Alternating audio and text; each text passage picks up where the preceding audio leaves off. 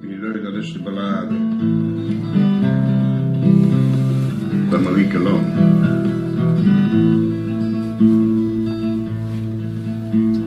Marieke Lang die woonde op den Dree. Het was een meisje schoen, ze was zo leeg. Ze was zo lang en blank met golden haar. Het kind was nog jong, pas 16 jaar.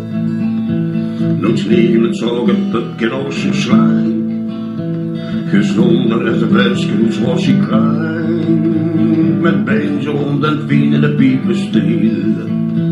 Een busje op een smale vogelkeel. Ze lachte geen en het klonk dan wie een klok.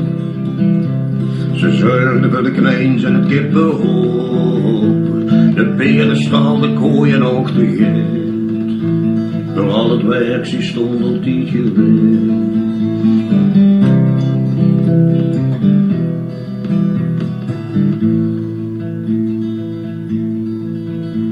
Verdagen door de doeven en de slag. Die komen uit en zag de goeie dag. Het was wat meisje dat een voren deed. Een schoen er in het dorp, het was dan niet. En ze zomaar kwam, ze leefden op het land.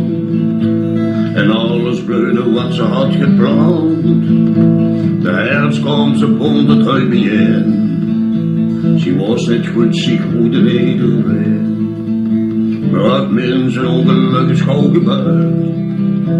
En braden zevel zo de boog gescheurd. De strenge winter kwam met slienies. Ze kon alleen het schaatsen op de bier.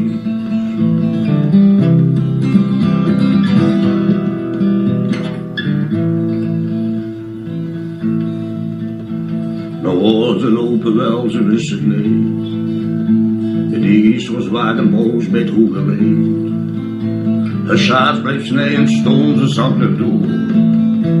En veel in het open raad het hebben voor. Het eten dagen voor en gesliep.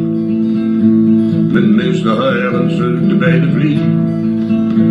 Betalen met het leven is in het prijs. Een hand lag vastgevroren in het diep.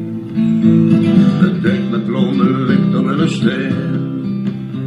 En hoe de deur kunt dan binnen. Het leven van de mensen slaat nog breed. Dus zus wie de wind die heel vergeet. Ja, Marieke Lang in korte tijd geleefd. Ze woonde bij haar ouders op den brief. Zus wie de blom die in het voorjaar leeft. De schoonste is ze die eerste goed gebleut.